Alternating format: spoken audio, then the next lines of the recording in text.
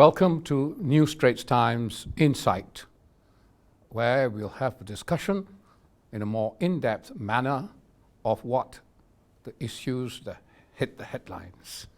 And today we'll be discussing Brexit, impact on the EU and beyond. As people are all aware, Brexit is Britain's decision to get out of the European Union, which has caused a lot of internal turmoil in British politics. At the same time, of course, the decision seems to be irrevocable as a matter of time. And so what will happen to the EU? And what does the EU think about the UK leaving the EU? We will be discussing these issues in greater depth with His Excellency, the Ambassador to Malaysia from Germany, Nicholas Graf Lambsdorff. Welcome, Excellency. And also His Excellency, the French Ambassador to Malaysia, Frederic Loflange. Now, I will start by asking Nikki, if I may, what do you, in more general terms, think of what the impact of Brexit would be on the EU? Well, thank you, Tansri. It may surprise you and maybe our viewers too, but I try to start with some positive aspects of Brexit. One, I think, is from the EU member states' point of view, rather obvious. The 27 remaining EU member states have been sticking together for years now on the issue of Brexit.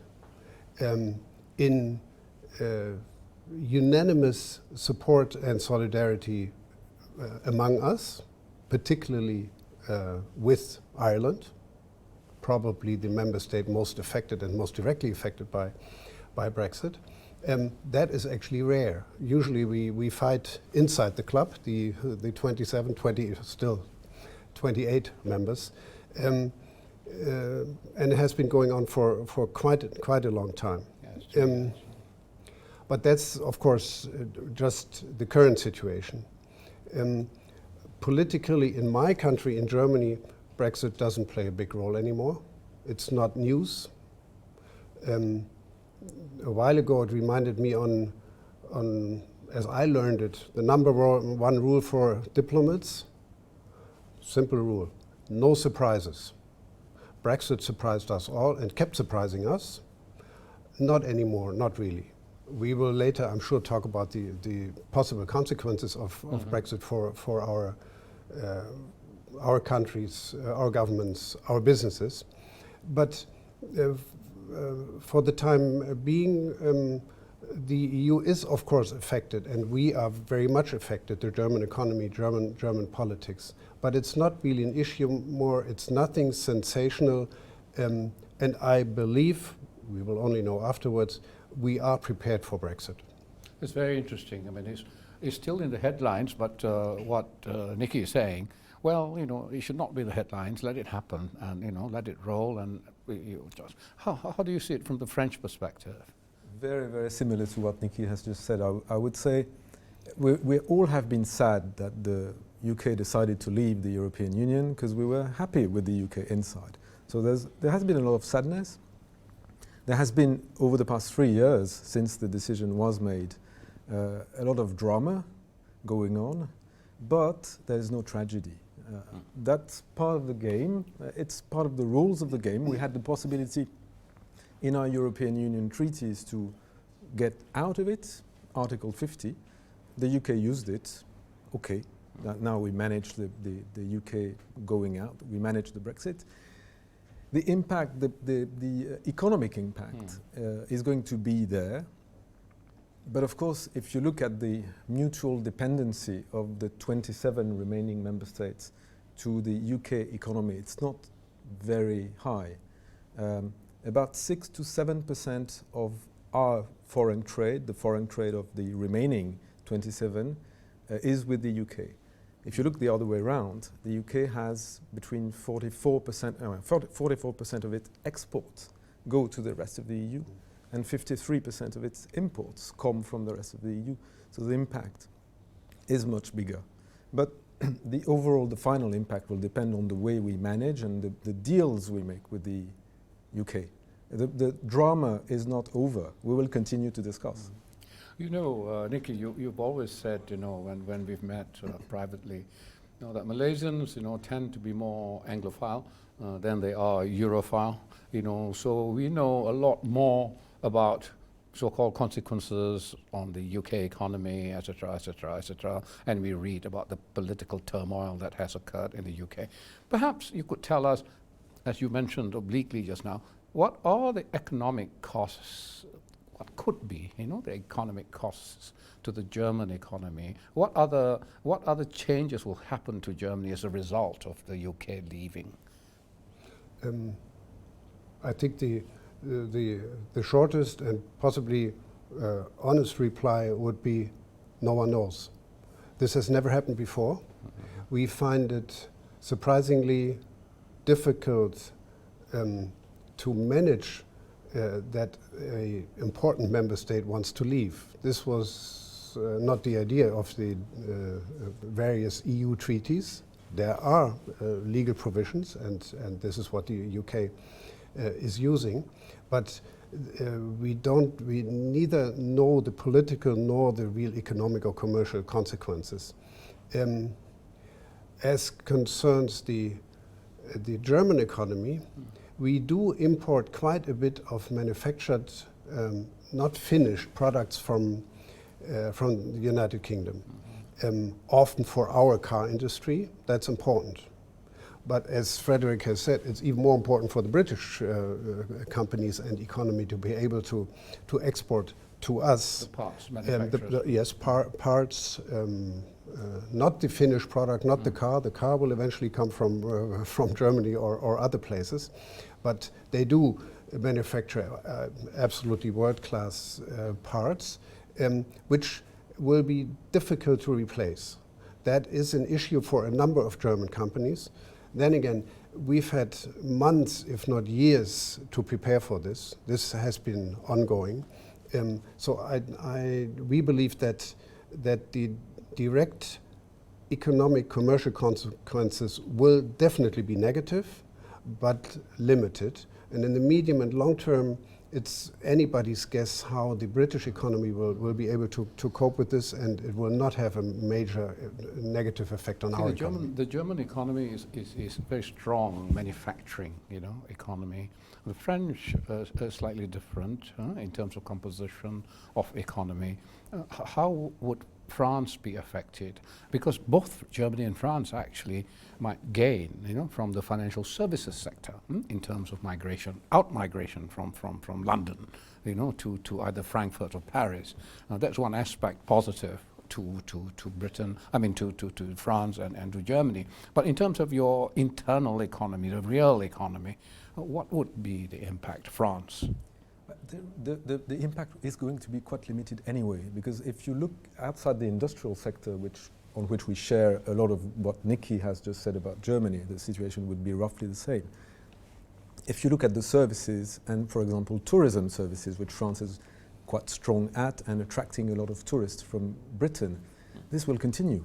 Nothing is going to impede the flow of tourists from the UK to the rest of the European Union. Things are not going to change. Now we've got to factor in the question of whether there will be a deal or no deal. That's quite important. The no deal situation on the 31st of October, in less than 1 month's time, would be the worst case scenario. But even in this worst case scenario, where suddenly the relationship between the EU and UK becomes based on WTO rules and nothing else, even in this worst case scenario, we would be very quickly starting the negotiation for our next free trade agreement between the UK and the rest of the European Union. We will need that anyway. Export of wines and so on to the UK. Well, if in the worst case scenario there would be a tariff and there would be disruption at the border. But you know, we're not so dependent on our exports of wine that we can't wait for a few What weeks. is your main agricultural export to the UK that would be most affected if it's not? A lot of agricultural exports indeed to the UK. I think the UK imports almost 2/3 of its food products from outside. But the bulk of exports and imports is still in the industrial sector. We have very strong industrial cooperation. Look at some of our flagship common projects, by the way. Airbus is a project on which you've got Germany, France and the UK on board. And that's one of the things that will continue and be protected by all governments in place. Who will benefit more from out-migration of financial services from London, as they want to capture the European market? Because you don't allow the settlement of equities and bonds of European assets to occur in London anymore. Would Frankfurt or Paris be catching the benefit? There is competition between Frankfurt and Paris as well. There's no doubt about it. You got the two main players there, Frankfurt and Paris. They would benefit, both of them. But honestly, overall, no one benefits from the whole situation.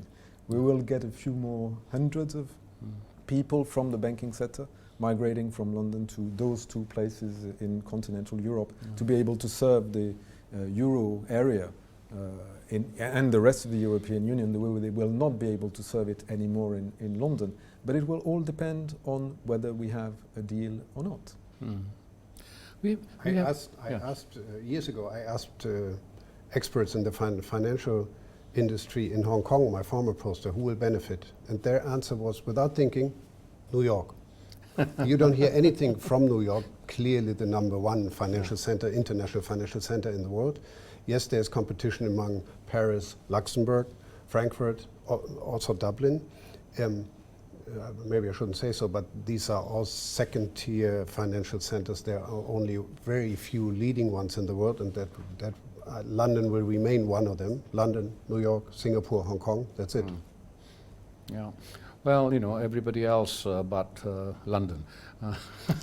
So the thing is, we've not touched, or perhaps we could touch a bit on people, the movement of people, and of course what happens to 2 million EU citizens in the United Kingdom, largely Polish, I believe, So how would that be sorted out, you think?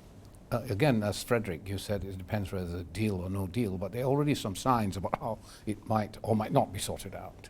The UK people in EU as well, What do you think will happen on this? Well, I understand. Currently, the number of EU citizens in London is growing. On a daily basis, we have lines in front of our embassy of people applying for a German passport because they discover German ancestors and they would like to make sure that they remain inside the EU. I have not heard of German citizen leaving England because of Brexit, and I doubt that is going to happen. Not because of Brexit, possibly because life gets more expensive in the UK, depending on what kind of salary you get. The sterling has already lost at least 20% since the Brexit debate started. They predict that it might go down by another 10-15%. That might be a motivator to look for a different place to live, but not so much Brexit. I don't think so. So you say the economic forces will lead people to move to wherever it's most profitable then? Probably I'd agree with this. You've got at the moment around 2 to 3 million European Union citizens in the UK and about 1 million UK citizens in the rest of the European Union. Most of our countries have already aligned their policies so that we offer something to the UK citizens who have been staying in our countries for a long time, so that they can continue and stay in our countries. And similarly, the UK is also making the same type of proposals to the European Union citizens. It will depend on each country after Brexit, what the decision will be and how we want to deal with this. But generally speaking, having this influx of European citizens in our countries is quite positive. There are people who will come and consume, work, contribute to the economy. And the same is right on the UK side. If suddenly you cut 3 million people out of the UK population, that's a big problem. Yeah, this is quite interesting because we talk about the more serious, high-level issues, but you take like football, okay? Malaysians are mad about the English Premier League, and there are so many Europeans playing in English teams in the English Premier League who actually give them strength, success. I mean, for example, the success of Liverpool and the success of Manchester City to enter the European Champions Cup final. It's not a pure UK play, it was a European play. Or in fact, it was a world play, because you open yourselves to the best talents, you get the best talents coming, and they achieve great heights. And so, will these sort of things, like in football, cease to happen? This free movement of people and so on like that? No? No, this will continue by definition. Football is too important for everyone anyway. Let that be very clear. But by and large, I think my message would be, I said we're sad about what is taking place, but we don't want to forecast a tragedy. It's not going to be a terrible situation, and we are not forecasting that the UK will crumble into pieces. No, it will not happen. And that's not in the interest of the rest of the European Union. Things are going to change a bit, and the degree of change will depend on whether we manage to strike a good deal, and good deals for the future. Because whatever we have on the 31st of October, deal or no deal, the negotiation is not over. There's a new phase in negotiation which will start to decide what the future relationship between the EU and UK be. And we will try on both sides to get the best deal for everyone. So, okay, there's no tragedy about to happen. Yeah, I think I perfectly understand sometimes, you feel sort of a little distressed. People talk so much about the UK leaving, and then it's going to cause, so much damage to Europe or UK. Now, you take it as something that's going to happen, and life goes on. But I want to ask you about the European idea. The European idea was a great idea, to try and banish war between, France and Germany in particular. You've had big conflicts in the past, right. And it was great. It was moving along nicely, and now you have someone falling out of it. Never mind. Are you going to pursue the European idea further? Is this going to be a setback for the European idea? I'm not talking about the real things that happen. Is it going to be a setback for the European idea? What is the next stage in European integration? What do you think will European leadership? You're getting a new commissioner, and so on. There's a new team coming up in Brussels. So what happens next? What are going to be the initiatives, that Europe will pursue? Now, first of all, to our generation, and certainly, of course, the generation before us, that was the generation that created the European Union or European community. The EU was and still is the most successful peace project ever. That's why I personally have a problem with Brexit. How can you leave such a successful project? But that's happening now. With or without the UK, in or out, that doesn't change. It's still guaranteeing peace among EU member states. When you so that's the present and also the past. When you ask about the future, in the beginning I tried to find some positive aspects of Brexit. For a while there was a debate whether Brexit would cause some kind of a domino effect that others might leave. Look at it now. Absolutely no one is thinking, let alone talking about leaving the EU. But there's a long line of European countries which would love to join the EU rather today than tomorrow. Just ask anybody in former Yugoslavia, or you can ask Ukraine, or even the tiny Republic of Moldova. Everybody wants to join the EU. So the EU is not losing its appeal to others just because the UK is leaving. And that will continue to be part of the European idea, coming together and sharing ideas, also sharing commercial economic interest. The market, of course, will be a bit smaller, but even in Germany, and it's not a very popular issue, there is discussion even in our parliament who will be the next candidates to join the European Union. So the project will continue. The thing is, yes, I think you're not affected. The great peaceful idea goes on. But there is, unrelated to the UK, unrelated to Brexit, there is a feeling that the EU project is stalling in terms of greater integration, particularly in the services sector, you know. I mean, it's very difficult to operate, you know, say, a mobile telephone company in France from Germany, because there are, you know, this protection, you know, in the service, all EU countries for protection. And there is therefore, you know, this suggestion that EU technology companies, for example, are not growing as well as those in the United States because of there not being greater integration in the services sector.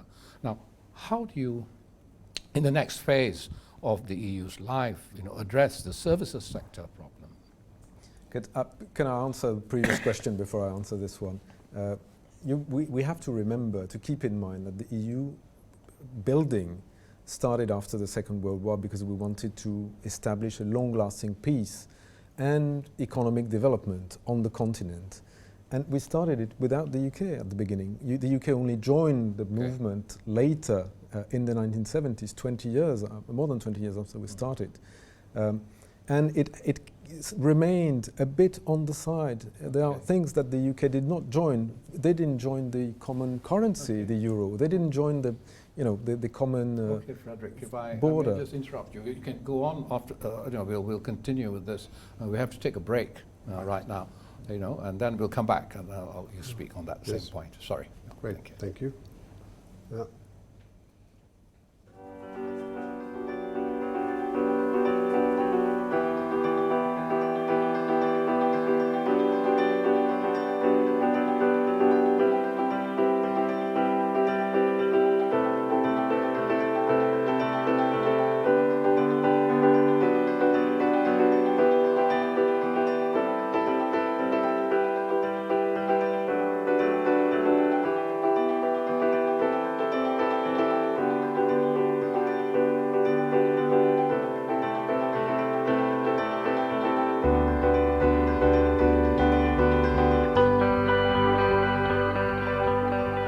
Notre rôle est de rétablir de la certitude et de la sécurité juridique là où la décision du Royaume-Uni de quitter l'Union crée de l'incertitude et de l'insécurité.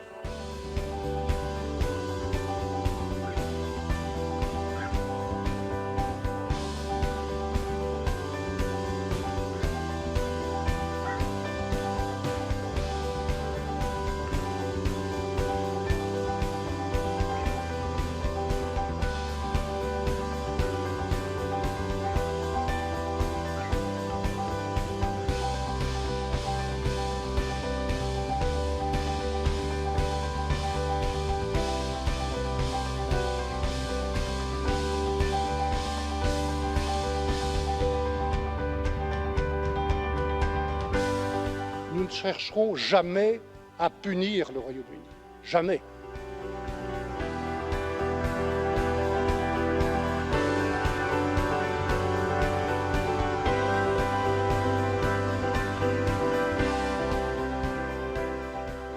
We are entering uncharted waters. We are ready. Keep calm and negotiate.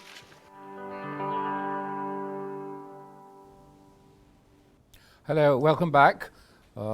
Frederick, I'm sorry you were rudely interrupted when you were in full flood about how the UK has been a reluctant partner of the EU, how they didn't join so many of the EU's initiatives what I meant by highlighting this past history is that the rest of the European Union has been sticking together quite nicely so far, and we will continue to do so.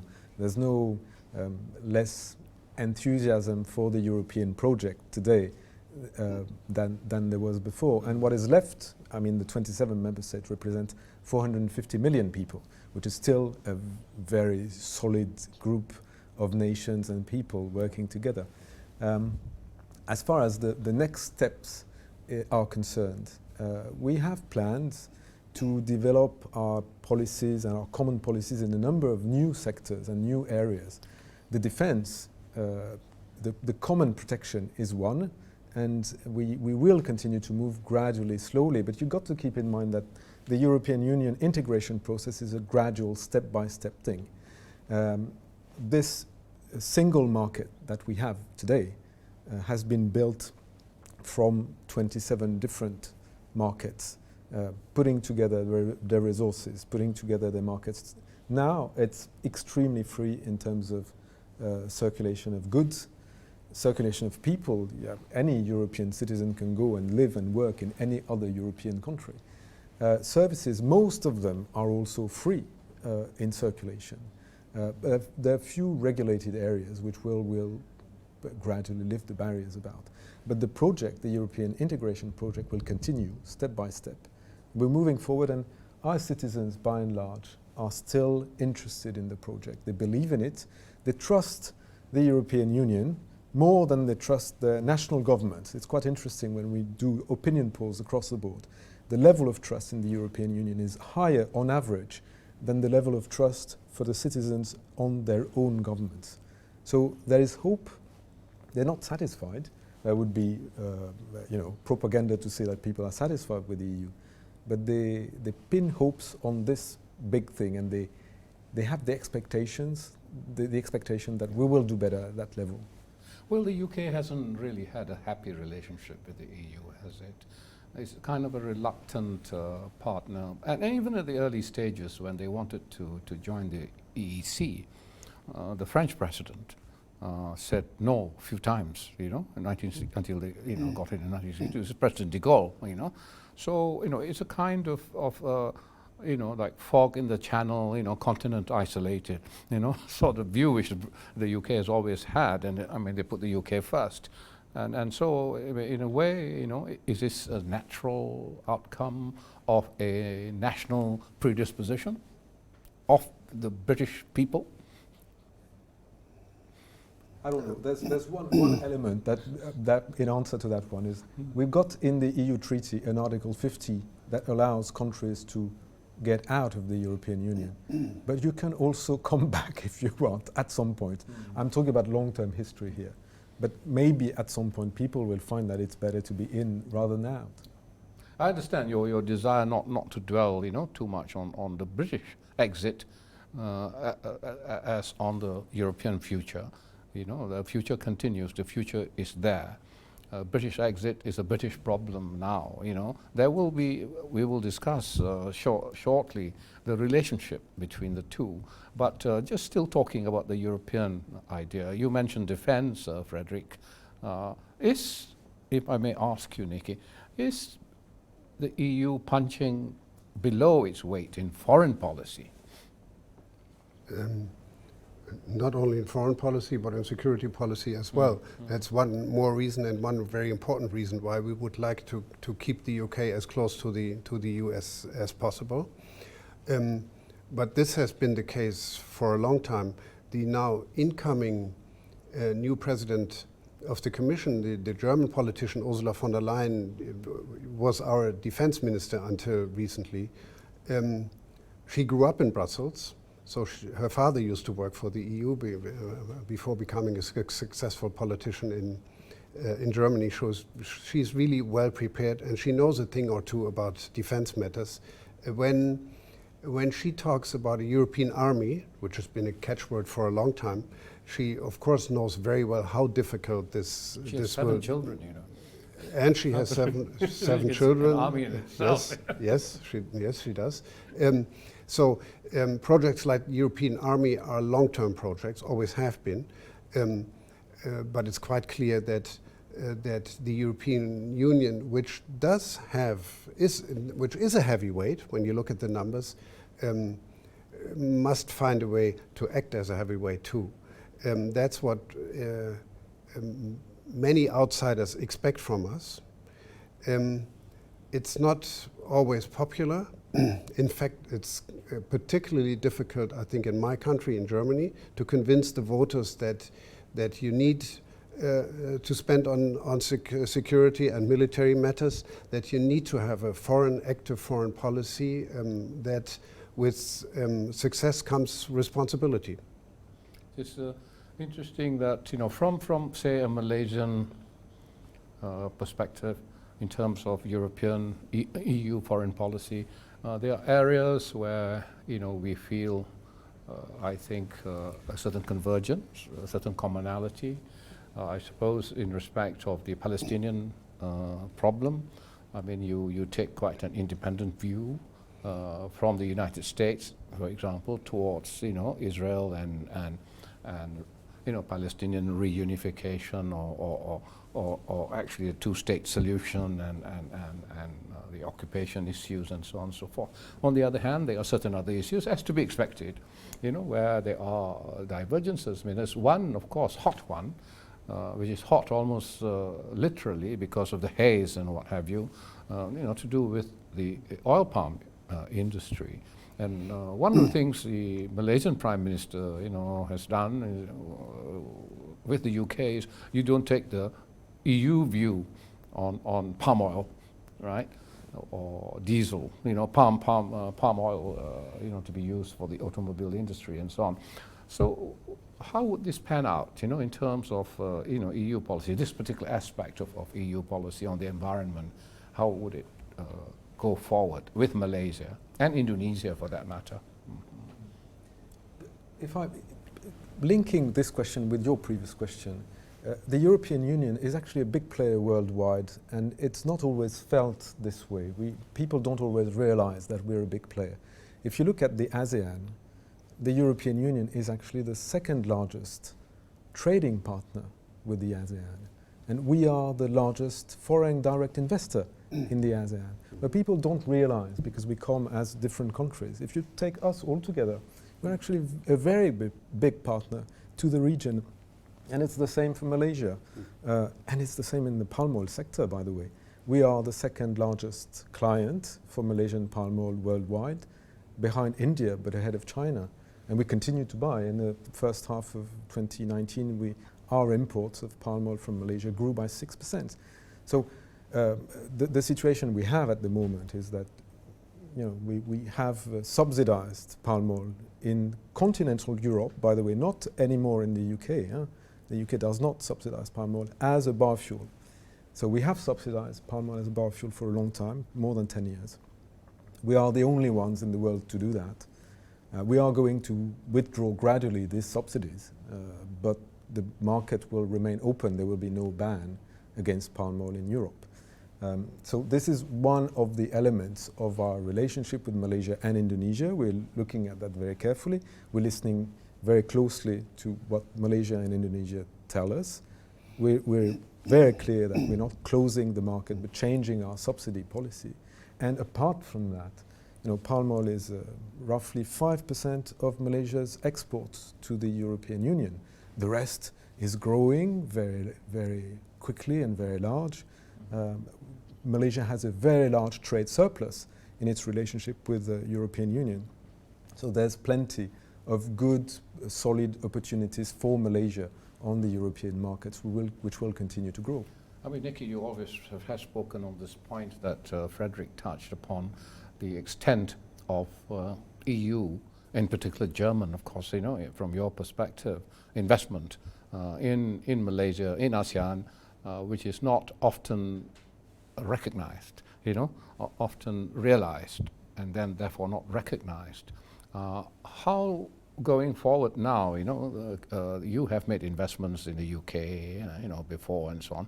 Would you be redirecting investments elsewhere because UK has left, and the economies of scale may not be the same anymore. The tariff rates coming back may be too high, so you might then therefore redirect your investments to other parts of the world, Malaysia or ASEAN. Would that such a realignment happen, you think, in terms of investment? Now, first of all, and that might disappoint you, but the German government doesn't direct investment. Businesses do, markets do, of course, but also changing political situations. That's one of the great advantages of Malaysia, and the reason why so many German, but also other foreign investors have been here for decades. Political stability, rules-based, in the end, British law, if you like, and so Malaysia became the biggest investment destination for German companies in the whole of Southeast Asia. That is changing now because Vietnam is passing left and right. I think Malaysia should have an eye on what Vietnam is doing. Many German companies are now going to Vietnam. There are German companies leaving China.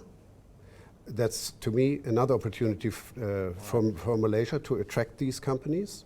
There are some positive examples there too, but in general, nothing much is changing. I don't think that Brexit has any serious effect on the Malaysian economy or on Malaysia as an investment destination. It might make Malaysia, if you do the right moves, more attractive. That's quite possible. The whole world is competing for foreign direct investment. Even we are not investing enough at home, a bit like Malaysian businesses. But we are one of the biggest exporters of capital worldwide. So our money is constantly looking for places to go to. Malaysia is still in a pretty good position. It's interesting. So whilst it is true that governments don't direct the direction of investment, private sector people make such decisions. The good relationships, between governments, between areas, give a sense of confidence, apart from the particular political stability factors of particular countries or region.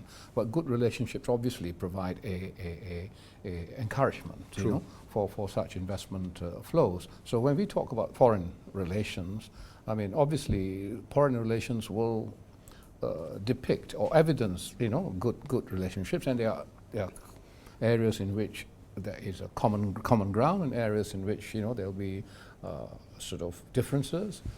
By and large, the common ground areas exceed the differences, and palm oil is a problem, area where there's misunderstanding. I think, Frederick, you took the opportunity to describe the situation in its perspective, in its perspective.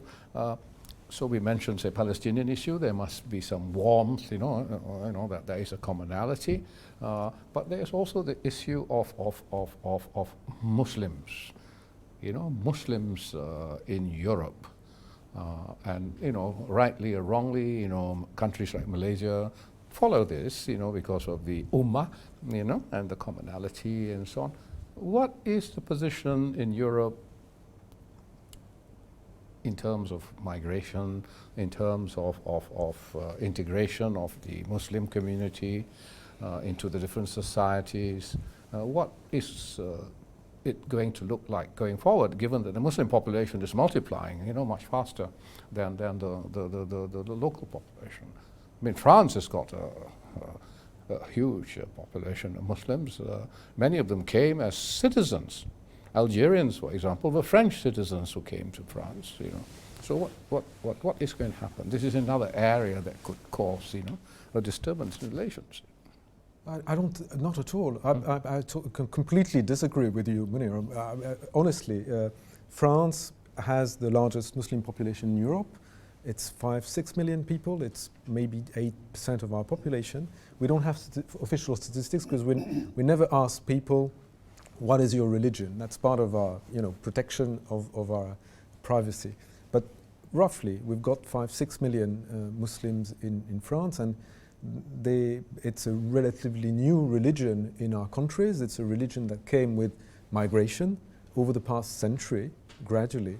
And of course, with all new cultural elements in a society and new migrations, there are difficulties in integration. People come with a lower background in terms of education level and all these things. And there is an element of discrimination and of identity protection and things like this. So we're fighting against discrimination. We're trying very hard to integrate the new migrant populations that arrive, but most Muslims in France are French citizens.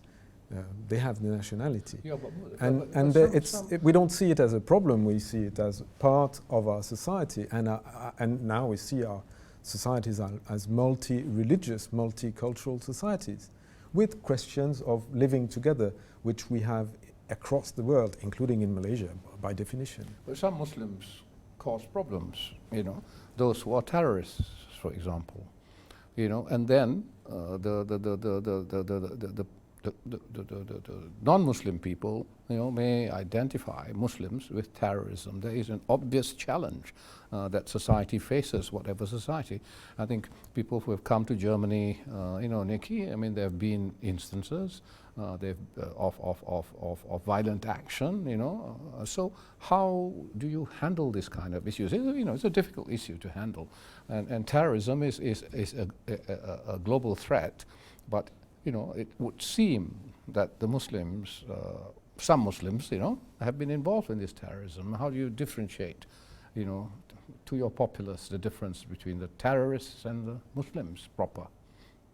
Now, as you know, the situation in Germany is different from the French situation. We too have several million Muslims living in Germany, mostly people of Turkish descent who've been living there third, even fourth generation. We've never had any problems with that. We have maybe not always been so successful in integrating these people for different reasons, but most of them are by now German citizens living in Germany. I believe we still take pretty good care of refugees coming to Germany. Refugees mostly coming from Syria or Afghanistan, sometimes also Iraq. That's another group. And then there are migrants. That is relatively new to us. Legal and often, of course, illegal migrants coming from North Africa or mostly then West Africa, many of whom do not and will not get the right to stay. That is probably the real issue for our politics, because these are people who cannot and often do not want to be integrated in the German society. And then it gets difficult. Terrorism is, in fact, in Germany, a minor issue. I believe that when you look at the past 50 years, most terrorists in Germany were actually German citizens. Remember the Red Army faction in the 1970s. That's not really an issue. The issue is how do you integrate foreigners in the German society, and that is something relatively new to us. We had to learn this. We are trying from other countries who are much more experienced. France is one of them, but then the real immigration countries like Canada, Australia, US, we can learn from them. We are now running out of German teachers, for example. We found out how important it is that people learn the German language, but that's improving. I think a very general remark, the sad truth is most of the victims of Muslim terrorism are Muslims themselves. This is interesting, though. I think Germany, France, have got a pretty clear, policy on immigrants, on integration, and so on. But looking at it from a distance, Europe as a whole, EU as a whole, you might identify countries like Hungary now, Austria, as being rather hostile. Is this a correct perception? Because it is EU we're talking about here, I think it's correct to say that we don't have a very strong common policy towards migration. That's one of the issues we've been facing these past years. The only thing that would be common in a way is the fact that at the moment the European Union as a whole is not really open to migrations. We're not like Australia or the US or Canada. We're not a place which tells the rest of the world, come because we want more people. That's not the situation we are in. We're in a situation where for quite a number of decades we've had a high level of unemployment, and the feeling is let's deal with our unemployment first. Let's make sure that the people who are here can live better before we take in more people. But on this basis, I think migrations come, and in particular political migration because of refugee flux, and that's part of it. We'll take a break now, and I think it'd be interesting in the next discussion to take this up and then enlarge it to EU relations, in the future with Britain, with the United States, with China, with ASEAN. Okay, we'll take a break now. Mm-hmm. How young people abroad view the UK before and after Brexit. We asked polling firm Ipsos Mori to carry out 2 surveys to find out what young people from the G20 nations thought of the UK before and after its vote to leave the European Union. There was good news. Overall, the survey showed that the UK is perceived very well. It's in joint 4th place with France, behind Canada, Australia and Italy. The overall attractiveness of the UK didn't change. Nearly 3 in 4 people said they found the UK attractive. But there were big differences between countries. The EU countries surveyed were generally gloomier about their future engagement with the UK. Young people in Germany, France and Italy viewed the UK more negatively. There was a 19% net negative impact on the UK's attractiveness, which is concerning for the country's reputation in the EU. On the other hand, the Commonwealth countries and the rest of the G20 said the vote to leave the EU made the UK more attractive. People still generally trusted the UK. They trusted the people more than the government. The UK came joint 4th with Japan as a country whose people can be trusted, behind Canada, Australia and Germany. But fewer people thought after the vote that the UK values diversity, is open and welcoming and tolerant. Fewer people also thought that the UK government works constructively with others, treats people in the UK fairly, or gives its fair share of aid. Despite the UK being only one of 2 countries in the G7 to spend the full target amount on aid in 2016. Our study shows that people in the UK are still well liked, but if the next generation overseas consistently sees them as less open and welcoming, the attractiveness of the UK may suffer.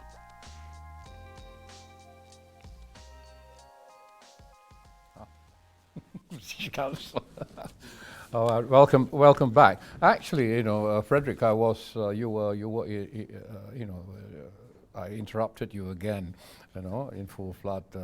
But before you continue on what you're saying, interestingly, we are being watched, and so there are a few questions, that have come, and there's very, very interesting ones, And one was something you mentioned, Frederick, before we started this program. So this brings it, if you like, to the current situation before we discuss relations, with other countries and so on in the future. The latest report says Boris Johnson has a final proposal to break the Brexit impasse. So the independent newspaper describes it as a sort of take it or leave it offer. What's your take on this? Take it or leave it offer from Boris Johnson, if there was such a proposal made. And this is very interesting. First of all, it's good that the UK has a proposal, because we've been waiting for a long time for the UK to give us some idea of how we would get a new deal. Second, the European Union is of course ready to renegotiate the deal that we had.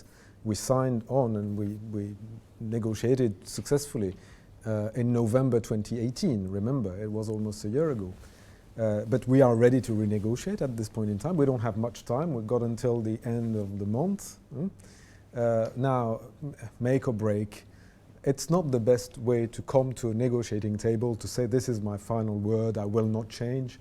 My feeling, my guess is there's probably a bit of leeway of discussion, but we don't know at this point what the proposal is and how acceptable it will be for the European Union, and in particular for Ireland, because that's going to be one of the main issues there, the border between Northern and Ireland and the Republic of Ireland. I think that there should be no threats in a negotiation, should there? I mean, Nikki, you know.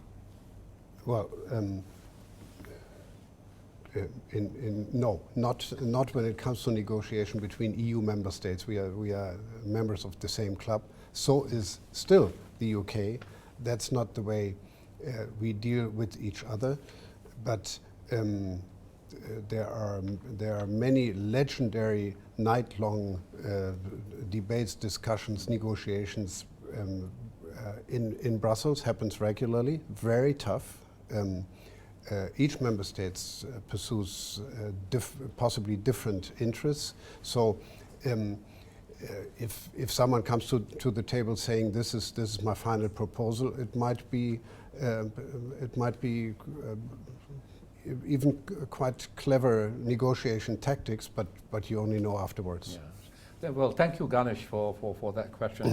I have quite a few, but I'd like to take a question that will bring us back to future foreign policy, future relations. And there is actually a question as it happens on it. After Brexit, will the EU see Britain as the enemy in the political and economic sense? Not at all. We will definitely continue to see the UK as a friend and an ally. The UK is a political, a security, a military ally to us, to both our countries. It has been for a long time and will continue to be one. So the objective for all of us is to keep the closest possible relationship with the UK after Brexit.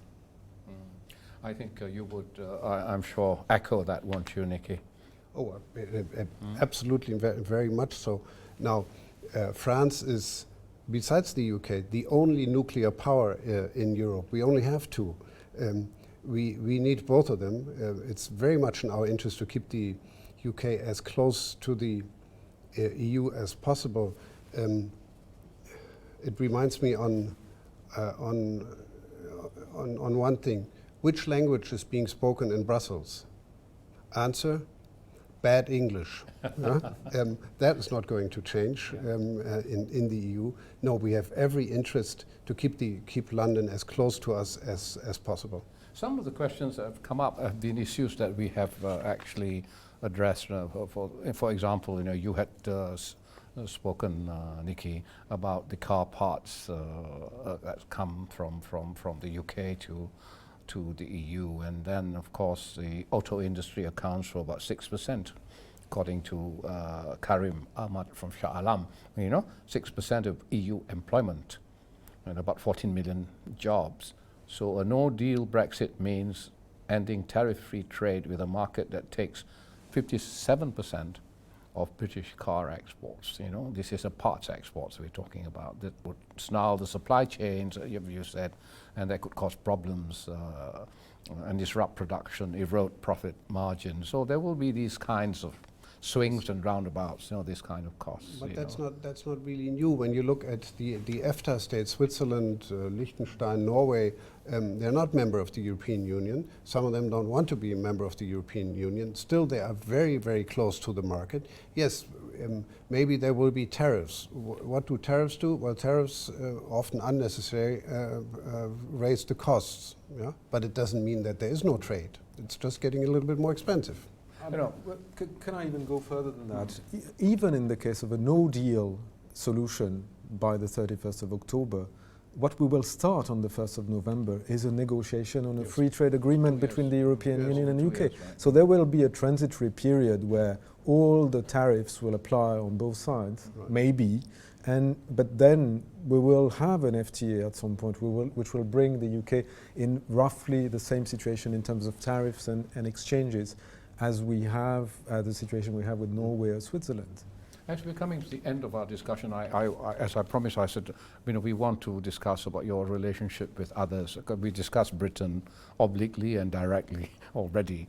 Now, about the United States, President Trump is not a big fan of the EU, right? And that makes relations with the United States rather difficult. Whilst he's in power, the TTIP, the Transatlantic Investment and Trade, Free Trade Organization is dead. That was supposed to be EU and so on. Britain will likely sort of consolidate the Anglo-Saxon relationship under Trump, certainly. So what is the EU perception of the Americans? What is the relationship likely to be with the Americans? Assuming President Trump continues and gets re-elected, can you give us a sense of how you view the EU relationship with the US in the future? If you ask me, I hope that we continue to view the United States as by far the most important, of course, the strongest ally when it comes to security issues. Possibly still the most attractive, but also most competitive markets. If you make it in the American market, you can make it anywhere. It is attractive. Also, what comes to my mind is, if you look at the per capita income in the United States, which is continuously about a third, sometimes 50% higher than in the EU, there's maybe something that we could actually learn from some, not all, economic and financial policies in the United States. And this is the case actually regardless who is inhabiting the White House. I would certainly agree with this idea. We will continue to be very close trading partners, and the relationship between the US and the EU is also through companies, people. Even on some of the very touchy issues like climate change, you find that you've got a federal government in Washington who says, I don't want to work on climate change, but at the level of states in the United States and companies and cities, a lot of people who are still on board together with us, trying to find ways of fighting climate change in the world. So this will continue to be a very close relationship. The two of you are obviously first-class diplomats. Okay? You've not mentioned Trump at all, in reply to the question of his rather sometimes antagonistic attitudes towards the EU, his support of Brexit, no-deal Brexit, his support of an aggressive negotiating stance, by Britain. It must be a difficult issue in the foreign ministries of your countries, as well as in Brussels, is it not? Oh, I'm sure it is. It is often a difficult issue for companies, for economists. American companies, the American economy is very competitive, and when this is reinforced by aggressive trade policies coming from Washington, of course that's difficult to deal with. In some cases, it has already forced the EU to act. If it forces the European Union to think about tariffs and taxes and all the rest of it, it might actually be advantageous to the European consumer. Who knows?